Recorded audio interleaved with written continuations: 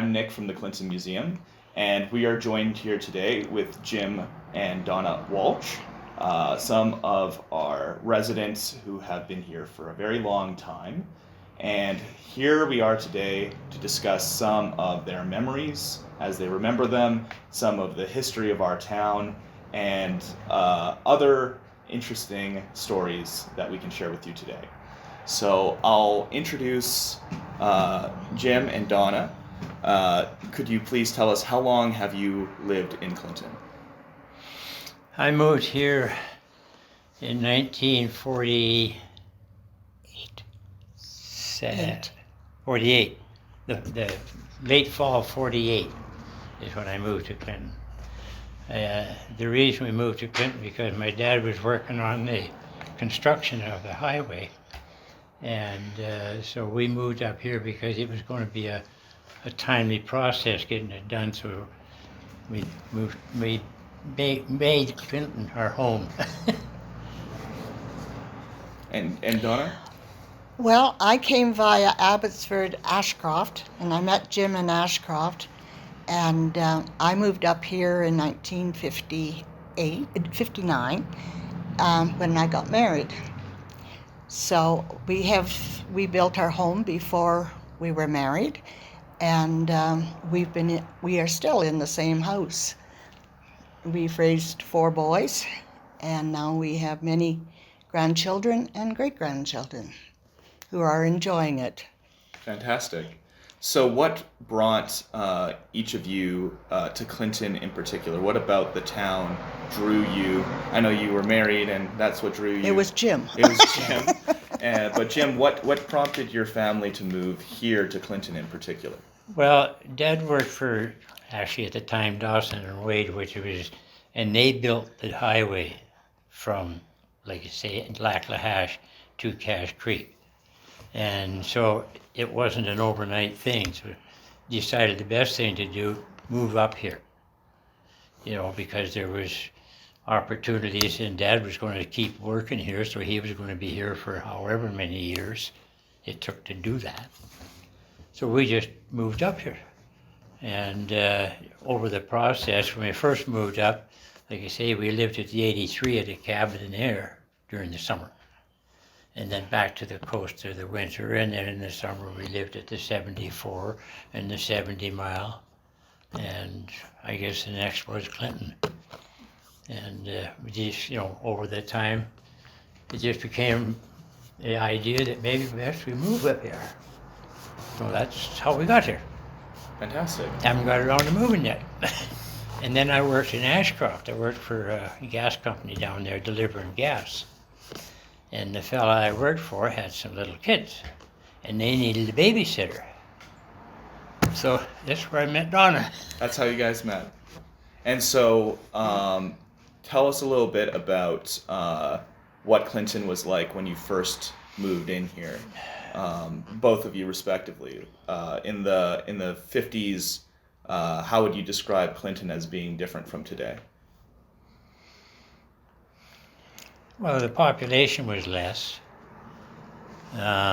It was more then than it is now. Well, yeah, but I mean, there was a low point, and because of the logging industry was getting started, so we ended up with a lot of people moved in, and there was logging camps all over the country out in the area, because there was no way to get in and out of work without a long drive by night and morning. So they held camps, they had their own cookhouse, everything was wherever they sat up. And we were just renting a place at the coast, so we thought the best thing to do is move up. So everything just generated from there. And when I went to work in Ashcroft, Donna happened to be the babysitter for the hell I worked for. Fantastic. So, Hey, Nick, ask Donna what it was like raising kids in Clinton. Oh. And what the school was like and things like that. right. So, Donna, tell us about how raising kids in Clinton went for you, and what did you appreciate about Clinton in that respect? Well, we thought it was a wonderful place to raise our 4 boys. They were very, very sports-minded. We were the car that went every weekend. Sometimes we went in both directions to play hockey. And of course, there was basketball, volleyball, you name it, in the school. When they started, we had kindergarten to grade 12. And then for a few years, our 3 oldest had to take 11 and 12 in Ashcroft. And that kind of dampened the sports a little bit. Ashcroft couldn't have their, tournaments without the Clinton kids. But the Clinton kids had to get their own drive down to Ashcroft to be able to do off-school time. Otherwise, they had to travel by bus. Fortunately, our youngest one went to school here, and it was a lot better. There is a lot to do in Clinton if you really want to look and not feel that you have to be entertained. We did have a service station, and then we built the business up on the hill, Jim Walch Repairs, and so the boys always had some place to go and learn the mechanic trade. So they were lucky that way, that they were kept busy all the time. Fantastic. So on that note of your trades, so you ran a mechanic shop for a number of years. Tell us a little bit about how that was when you started it and throughout the years. Okay. Yeah, well, mechanicing started for me. I worked for Clinton Motors, which is south end of town. Mm-hmm. He was a General Motors dealer, so, and top mechanic, and the fellow that worked for him was precision type individual. And this is where I started out. And then things were changing, and I had a chance to go and work for, there was a truck line, and they had a shop up on top of the hill, and I had a chance to go to work for them. And so I did that, because I had my own hours, sort of thing. Well, in one sense, except in the middle of the night when the truck broke down. So, and they sold that as time went on, and we ended up buying the property. And because of where the old shop was, a lot of people would not go to it, because it's the one, if you're going into the landfill up there, Mm-hmm. when you start down over the grade, over on the left-hand side, there's a building in there. There's a cement block building in there. That's where I started working. You came in from the other way because that road was not there. Right. You know, so you had to come in, go around the corner and come back down. And so they couldn't get in there, so then it was a decision, what do we do here? Mm-hmm. So that's how the shop got built where it's at. And Clinton had a lot of, prior it had a lot of services for motor vehicles. It had a number of gas stations and a lot of auto body shops and dealerships. What would you say has changed from that time when it was really, really, really busy to now? It hasn't changed. Well, there's not as much of that field activity, I guess you want to call it that, as there was. Like when the logging was going here, every camp had about 10 employees, and they lived in cabins wherever, Mm-hmm. and they had families. So a lot of them would stay in town because they had to get to school. So there was, like I say, there was a lot of people out there, and that's what kept Clinton going, sort of thing. Like it was a 47-mile post, Mm-hmm. starting from Lillooet or Pavilion Mountain. Lillooet was 0, and that's where the mile post came from. It was stagecoach. Yeah. You know.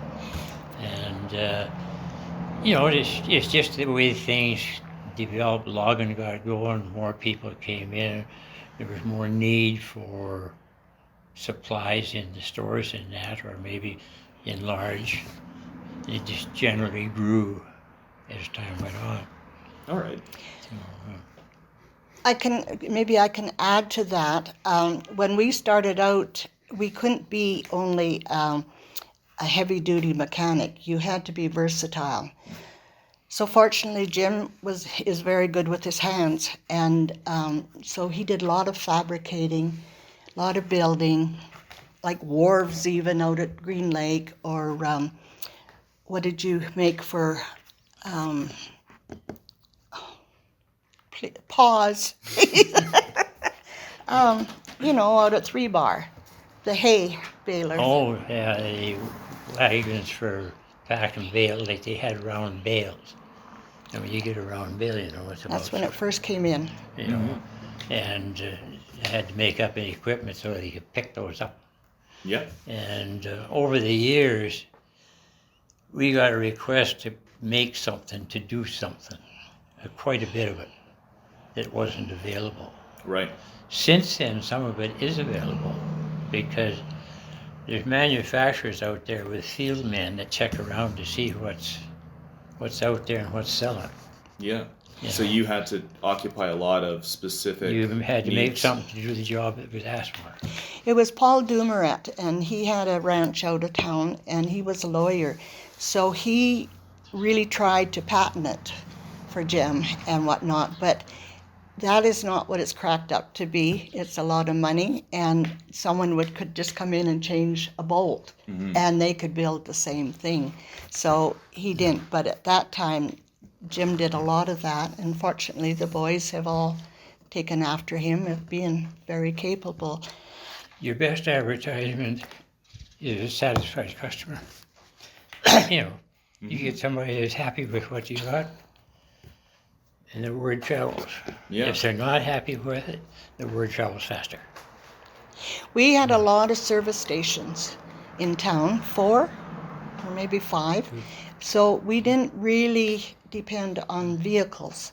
It was more the ranchers, the loggers, people going by and fabricating and whatever. So anything had to be inventive. It could be anything really. It didn't And we matter. sold in 2000, and we have a son, Wayne, that has bought us out, and he carries on the same ethics of what we have. And he is certainly busy. So, mind you, we don't have the service station, so he's doing a lot more automotive, but it's just the way it is. Clinton's fortunate that we have the highway going through, and it is a stopping point. And the Caribou Country is a great advertisement area. Good or bad, the word travels. Yeah. And it's surprising that the customers we used to get, they would come in and they'd heard about you from somebody, and could you do this? And all you had to do was do a good job. It might take longer than you expected, that was fine. But as long as you did a good job, you had a satisfied customer, you didn't have to advertise. You already did. You make a mistake and do something wrong, it goes twice as fast. Yeah. Yeah. Nick, okay. So let's Talk about. talk a little bit. Yeah, I was just about to transition to. And then to finish it off, ask a question about what's the thing that you most miss about the old days in Clinton, and what's one thing that you're glad has changed. So think about that while we're talking. Okay. So I just wanted to ask you about your father, Sam. We have him featured here in the museum. He was a World War I veteran. Could you tell us a little bit about his story? Well, He wouldn't talk about it. no, the only thing Dad ever mentioned was a funny thing or something. He didn't want to remember, he couldn't get rid of it, but he didn't want to talk about it. But they, different things that happen in different places.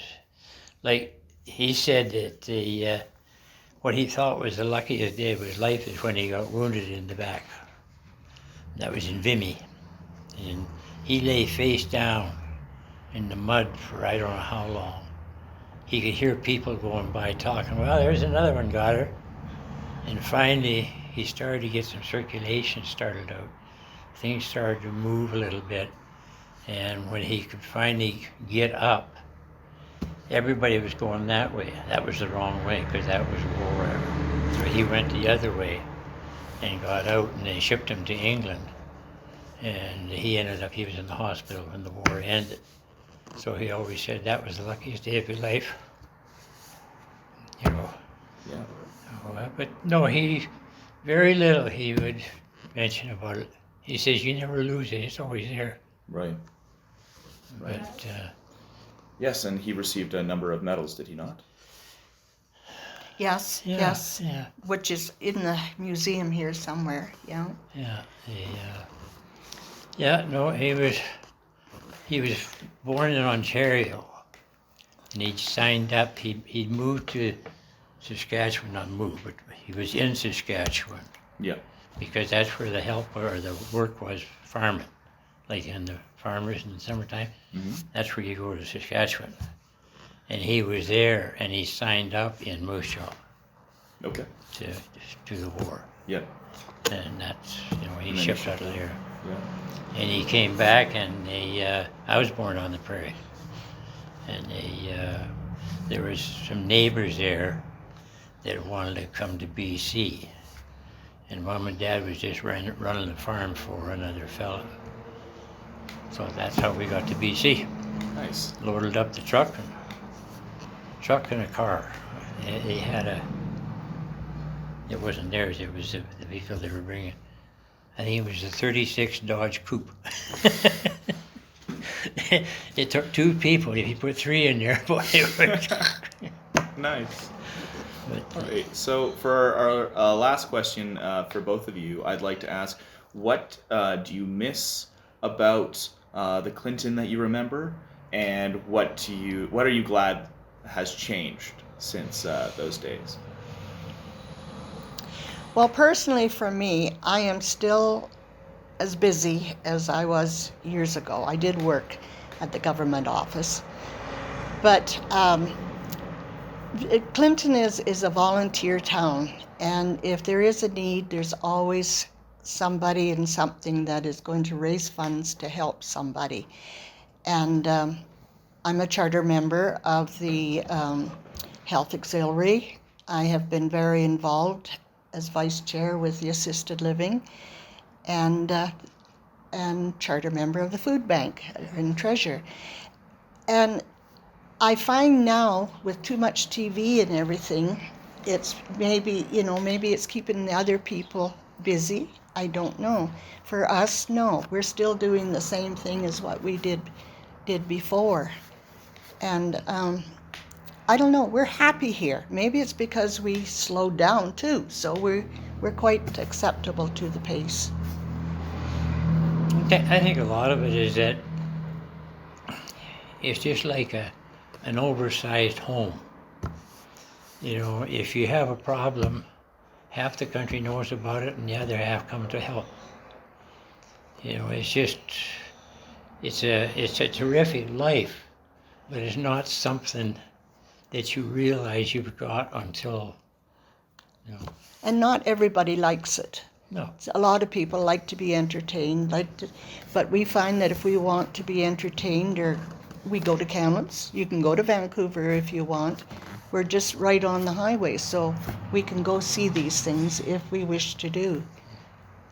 And we've had an RV, so we have traveled a lot around the country. So, for us, this has been the ideal place. The ideal place. Yeah.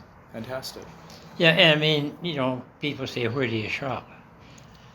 Don't tell them how far it is. Say about an hour away if you can get to the main stores, which you can.